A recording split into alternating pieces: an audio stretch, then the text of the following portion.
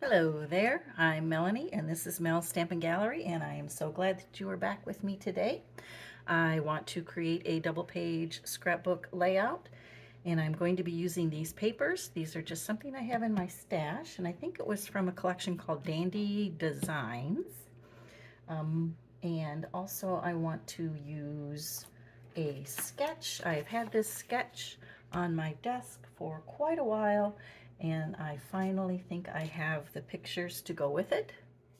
And those are these two pictures of my oldest granddaughter, Charlotte. These were taken actually back in 2020, and I pulled them off of my daughter's Facebook page, and there's a cute little story to go along with that.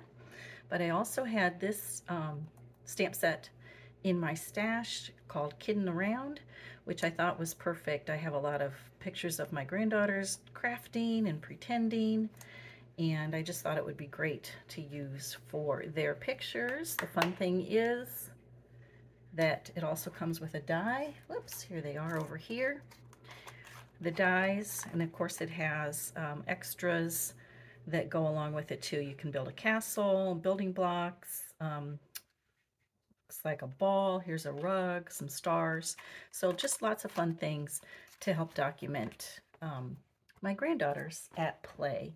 And the other thing I wanted to use, so I think I'm going to be bringing in some stenciling and some other die cuts. So if you want to see how this all comes together, stay tuned. Now the sketch calls for a frame style layout, so I've got this piece of 12 by 12 cut down, or it's not cut down, I meant to say it's gutted out, and then my Whisper White or White Willow cardstock I've actually trimmed to 11 1/4 by 11 1/4, so you just have a little bit of that peeking out of the sides.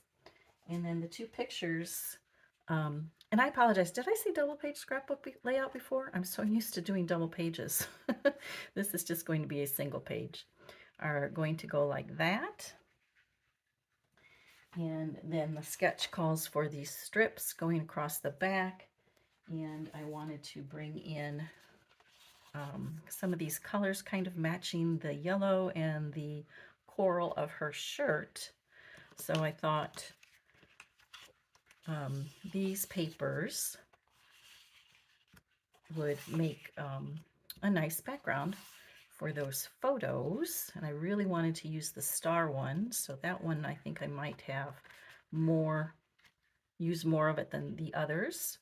Okay, so that's how those are going to go.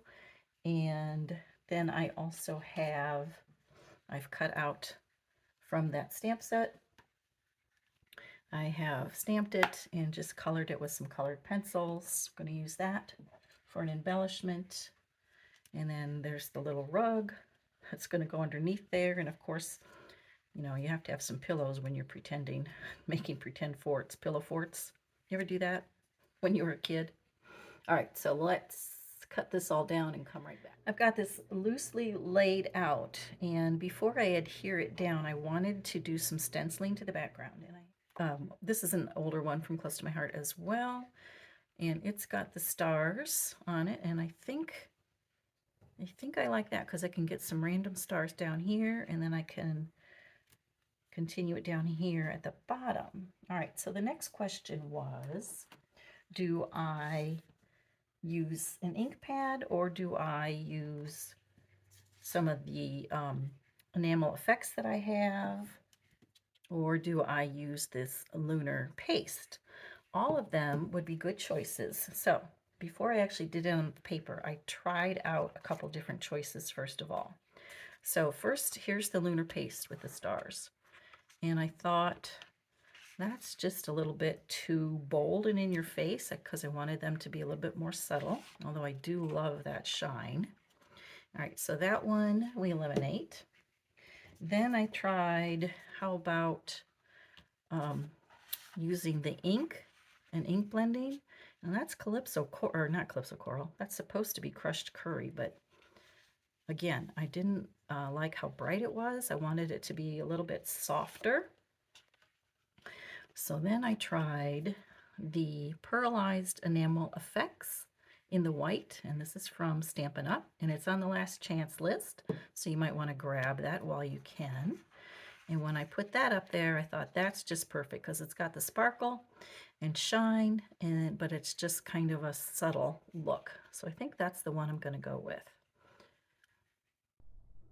Anytime I use any mixed media, I bring in an all-purpose mat to protect my work surface. And I'm just going to squeeze a puddle of the metallic effects onto that all-purpose mat and pick it up with my large scraper tool that you see here. And I just scrape it along back and forth across the stars till I get the coverage that I want. And be sure to wipe it off when you're done. All right, so I want to bring in the photos. They are going to be placed like this. And I did the stars up here because she's looking through a telescope out into space.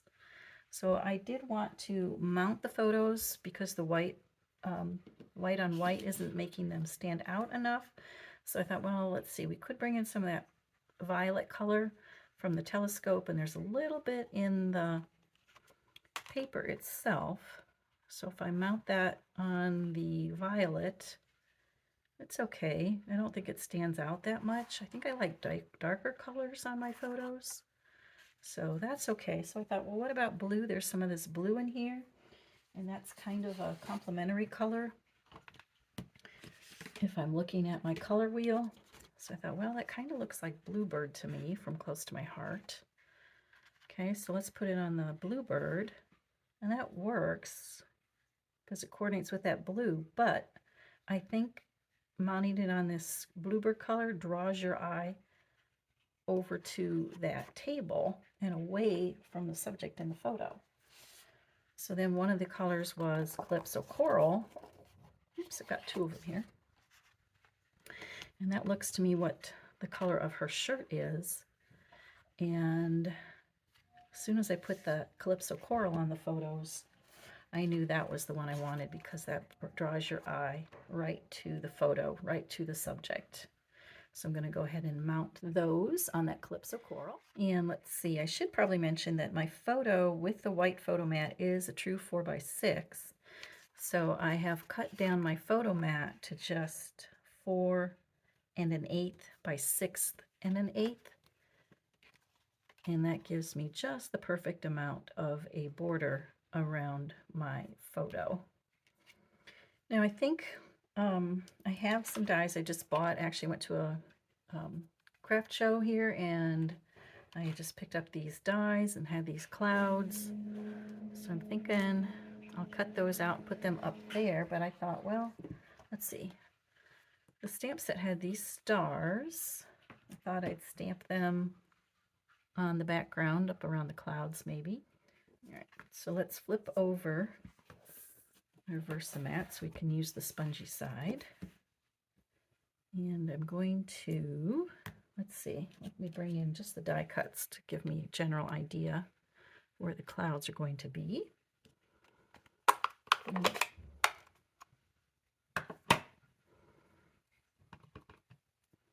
And that's a very moist pad, so I want to make sure I turn it over and wipe up any excess. I'm just showing you how I'm stamping around the photo here, and even though I end up taking this out in the end, I wanted to leave that part of the video in just so you could see how to stamp, and just so you could also see the layout before I changed it up. Now I'm just taking those cloud dies and cutting them out of the Hey, I'm back. So I deconstructed the layout. I absolutely hated the way it was going. I got all these stars stamped on here. They just looked like a mess. I thought there was too much stenciled stars on the top and the bottom. So rather than throw it out altogether, I deconstructed it. I wasn't liking those tiny little strips either. So I've deconstructed the layout. And what I decided to do was, instead of trying to rip apart this white paper, I have just cut down another piece of the white cardstock, and I will just put it right here. And once I get the layout all together, nobody will ever notice. Um, I have found that unless you are a scrapbooker, most people aren't examining the layout that closely. They're drawn to the pictures, of course, first, which is what they should be looking at, right? And they're not really looking at all the embellishments and everything else that goes along with it. And then once you put it in the page protector, you're never going to see this seam right here. And of course, this is getting covered up first by my photos, which I want to have right about here. So I'm going to go ahead and put those down just in the little bit of adhesive in the center. And then when I come back and do it later, after the video and everything is down the way I want it, I can come back with my adhesive and get the corners down. Now, remember I had the strips here? What I decided to do was take the Nested Essentials die. It's a die set from Stampin' Up. Okay, it comes with these shapes. It comes with these rounded corner rectangles, and it also comes with these different sized, let's see if I can pull these over for you, the different sized banner pieces. So I thought, what if I took the banner pieces from the different sizes and cut them out of the paper and use those instead of those skinny little strips. I think the skinny little strips were just throwing me off. I'm not sure. But when I took the banner pieces and cut them out of the same cardstock, I definitely liked that much better.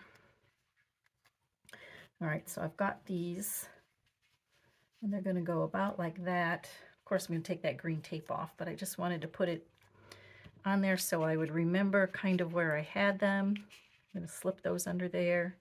Of course, we want to make that even so it looks like one continuous strip going across. And I definitely liked the banner pieces much better. Okay, so on to the next part that was giving me fits yesterday. Well, let's see. Let's bring in our little guy here. Remember this? This is what started it all. Because I wanted to use that cute little thing there. All right, so then, you know, I was trying to think of a title. And I figured I would probably come and use my Cricut. So I kept thinking about Fly Me to the Moon, Take Me to the Moon, Starship Adventure, because these photos are all about Charlotte and how she was building a spaceship and looking through her telescope at the stars. So actually what I did, I'm going to bring this in for you so you can see. I've got, it says Rocket Dreams and Spaceship Adventures here, and I did finally get that cut out on my Cricut. And the other part is going up here at the top, and that says Real Days. My adhesive on the back of this while I'm talking to you, and I'm going to use the dimensionals. So again, what I wanted to do, I wanted something more creative than that. And so I remember Jama saying that she goes into Chat GPT quite often to help her with her titles. So, and I've been using Chat GPT a lot lately, and it's really fun. I'll tell you what, it's kind of addicting once you get started on it, all the things that it can do. So I thought, hey, that's a great idea. Why don't I open up Chat GPT and see if it can give me some good title options. And so rather than just say, hey, give me some title options for space adventures, I actually took my journaling, okay, and I copied it and pasted it into the chat GPT. And then I asked, and I said, I asked for it to give me some suggestions for titles for scrapbooking using the journaling as prompts. Oh my gosh, you guys. It came back with the cutest titles. I couldn't believe it. I never would have been able to come up with those things. So, and it had like about 10 of them. So I chose one, and I liked it. Said Real Days and Spaceship Adventures. And I'll read you my journaling in a second. But when you hear the journaling, that's exactly what it's talking about. This was just an ordinary day.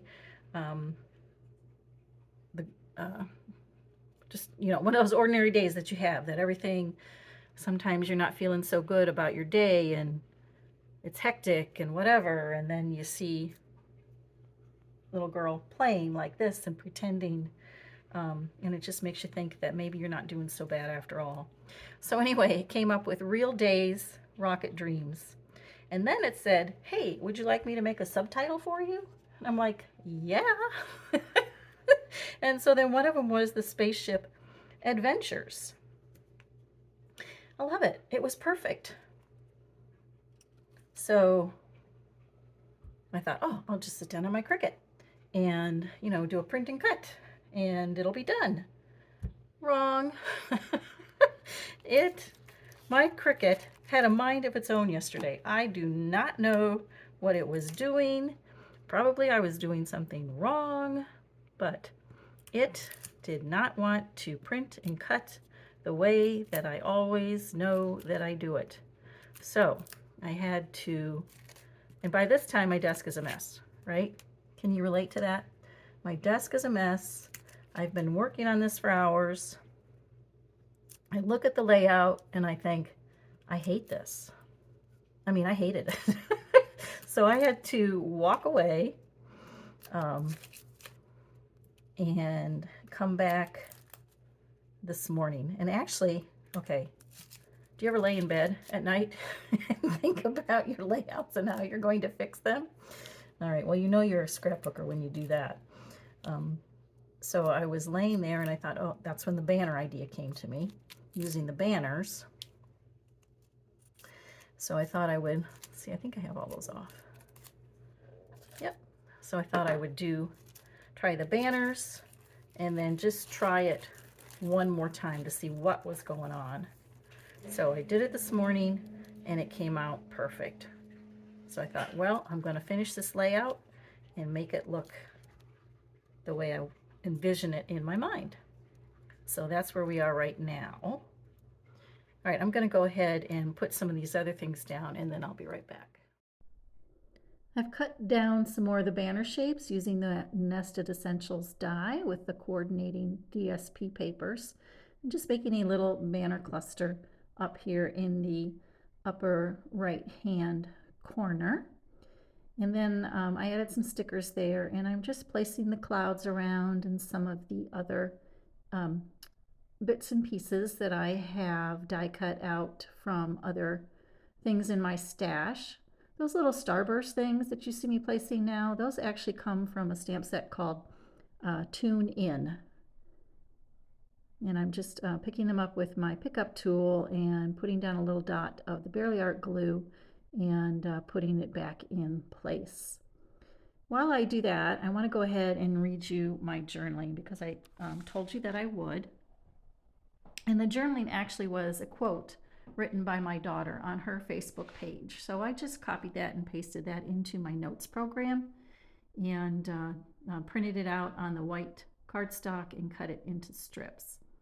And it says, some days I feel guilty about too much TV time, yelling too much, or forgetting tummy time again. Then other days we build spaceships and look at planet Earth through telescopes. I tell her about women like Christina Cook and Jessica Meyer, and she tells me she wants to fix pewters with Mom when she grows up, and I think maybe I'm not doing so bad after all. And I'd say, Jessica, that you are doing a great job. You've got two beautiful little girls there who are kind, caring, sweet individuals who love to play and pretend and are growing every day. So let me hold this up so you can see all the clusters. And I don't know if you noticed before, but I did put down some iridescent gems just to add a little sparkle in each of the corners. If you like this video, I hope that you will subscribe to my channel and don't forget to hit that notification bell so that you are notified every time I upload a video. And for more crafty inspiration, be sure to check out the video on screen. See you there. Bye-bye.